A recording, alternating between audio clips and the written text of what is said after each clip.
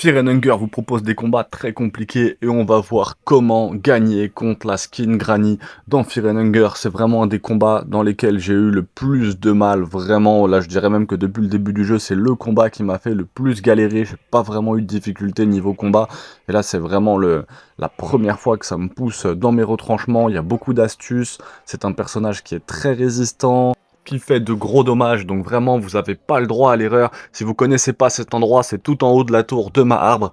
Quand vous y allez à un certain moment, et bah vous avez cette espèce de zone un peu rêve, un peu fantomatique, où on en apprend énormément sur le lore des personnages. C'est là qu'on apprend que Kahara, du coup le mercenaire, sort avec la prostituée Céleste. On en apprend beaucoup sur l'Outlander, sur le garde, sur Enki aussi, on peut le voir se faire crucifié quasiment sur une croix. Donc on apprend beaucoup de choses sur le lore des personnages. C'est vraiment très intéressant. C'est l'une des zones où on apprend le plus sur l'histoire, parce qu'on se retrouve jeté dans le donjon et il se passe pas grand chose dans le donjon. On arrive à... Enfin pas grand chose, il se passe plein de choses dans le donjon, mais on sait pas exactement où on est en termes d'histoire. On arrive à sortir du donjon pour arriver dans la ville, et pareil, on sait pas exactement non plus le pourquoi du comment, et c'est vraiment en arrivant dans ce rêve qu'on apprend beaucoup de choses sur le jeu, hein. On apprend une grande partie de l'histoire, donc c'est très intéressant. Je sais pas si c'est quelque chose que vous préférez découvrir par vous-même ou par l'intermédiaire de vidéos YouTube, mais je peux vous conseiller d'essayer de découvrir un maximum les choses par vous-même, le mérite n'en est que plus grand. Donc on va aller voir comment se battre contre la Skinny Granny. La Skin Granny, ça va être un combat assez intense. Je vous conseille d'avoir déjà des soins sur vous.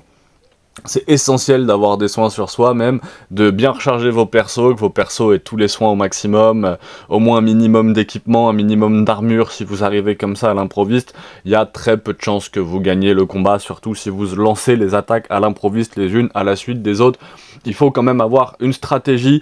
Apparemment elle est quand même faisable toute seule. Apparemment j'ai l'impression que tous les personnages du jeu, tous les monstres du jeu peuvent se battre même avec un seul personnage. Cependant avec un seul personnage ou avec même deux personnages, je pense que la difficulté, c'est même sûr, la difficulté est bien plus grande que si vous arrivez avec une équipe, encore plus si c'est une équipe qui est équipée. Donc équipez-vous bien dans le donjon, n'hésitez pas à prendre tous les loots et à regarder tous les tutos conseils. Donc le premier tour, on a cette espèce de Skinny Granny comme ça. Je ne sais même pas si les dégâts qu'on lui inflige là sont reportés sur le deuxième tour. Moi, je l'ai fait pour ça. Si jamais vous avez la moindre information là-dessus, n'hésitez pas à le laisser en commentaire, ça nous sera très utile.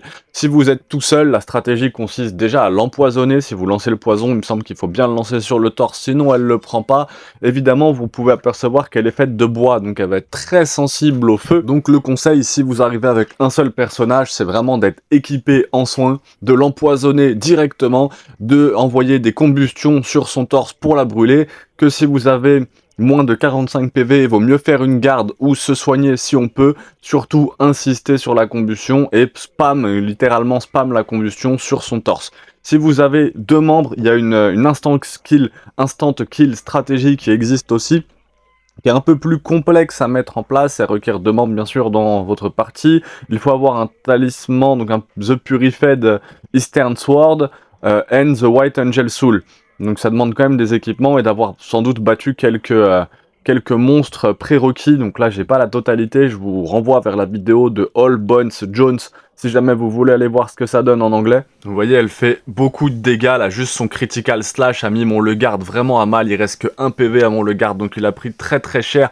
Son torse est composé de 1900 points de vie, donc c'est à dire que pour la tuer quand même 1900 points de vie, il va falloir envoyer du dommage. J'essaye l'explosif Vial avec Ragdva. Je voulais voir un peu les dégâts que ça faisait. Effectivement, les dégâts sont pas énormes comme ça avec l'explosif Vial. Est-ce que j'ai pas eu de chance? Il vaut mieux utiliser vraiment des choses qui peuvent la brûler. Pareil, j'ai pas lancé le poison au début du combat. Je vais le faire un peu plus vers la fin. N'hésitez pas à l'empoisonner dès le début du combat, bien sûr. Elle a un pouvoir aussi très surprenant, c'est qu'elle peut tuer un des membres de votre équipe en un seul tour avec tous ses critical slash. Donc méfiez-vous vraiment de ce monstre qui est apparemment un des mobs les plus compliqués avec les anciens dieux et les nouveaux dieux de Fear and Hunger. Elle change encore d'apparence arrivé à un moment. The Salmon Snake Soul, donc l'âme du Salmon Snake, permet de stopper quand même ses saignements. Donc n'hésitez pas, je vous renvoie vers ma vidéo comment battre le Salmon Snake dans Fear and Hunger. C'est vraiment un boss qui est super sympa, qu'on peut croiser dans les mines. Si vous l'avez esquivé, je vous renvoie vers ma vidéo, allez regarder comment le battre. Il peut grandement vous simplifier ce combat. Ses jambes, quant à elles, ont 270 points de vie, son torse a 1900 points de vie, donc ça en fait un monstre assez résistant qui peut vraiment être simplifié par l'utilisation d'items. C'est vraiment la solution la plus simple pour le tuer, c'est la combustion, le feu parce qu'elle est en bois, et l'utilisation d'items. Y allez pas forcément à la barbare comme j'y suis allé là, parce que vous allez voir que votre équipe n'en ressortira pas indemne. J'ai déjà perdu le garde, j'ai déjà perdu l'outlander, il me reste plus que mariage et la girl, sachant qu'ils étaient quand même un tout petit peu équipés quand même. Donc j'arrivais pas en novice total, ça fait déjà 2 fois qu'elle m'élimine, je comptais bien la tuer cette 3e fois, et c'est pas très simple, hein. C'est vraiment un mob qui est pas simple si vous arrivez pas équipé, et si vous faites pas les choses dans l'ordre. Vous voyez, j'utilise le poison à la fin, et on sent hein, que c'est ce poison là qui vraiment va faire la différence. Si je ne l'aurais pas empoisonné, elle ne serait pas morte. Le premier coup est raté, je crois que j'ai pas tiré au bon endroit. Avec le poison, il faut bien viser le torse. Je sais plus dans quel tuto j'ai vu ça, mais si vous ne visez pas le torse, ouais, j'ai visé la jambe, et en fait, bah, c'est beaucoup plus compliqué de tirer des petites flèches dans la jambe que de les tirer dans le torse, tout simplement. On ne se sert pas assez des items. C'est vrai que je me suis rendu compte lors de ce combat que je m'étais très peu servi des items en combat, que ça soit l'explosif vial ou que ça soit les autres items. Je me suis très peu soigné en combat de toute façon, donc ça reste très instructif, et c'est vraiment un combat qui va me faire évoluer pour le reste du jeu, même si là je suis mort, que j'ai passé quasiment 1 heure en fait à y accéder, à rejoindre le rêve, etc. pour me faire éliminer.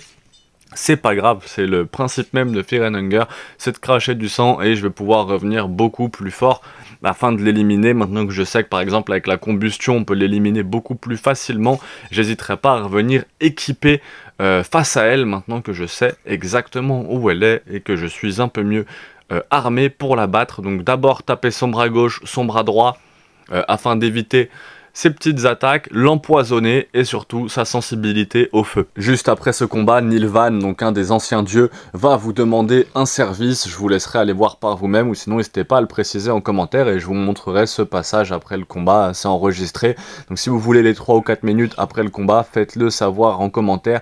N'hésitez pas à vous abonner, pouce bleu, des vidéos tous les jours sur le lore de Fear and Hunger.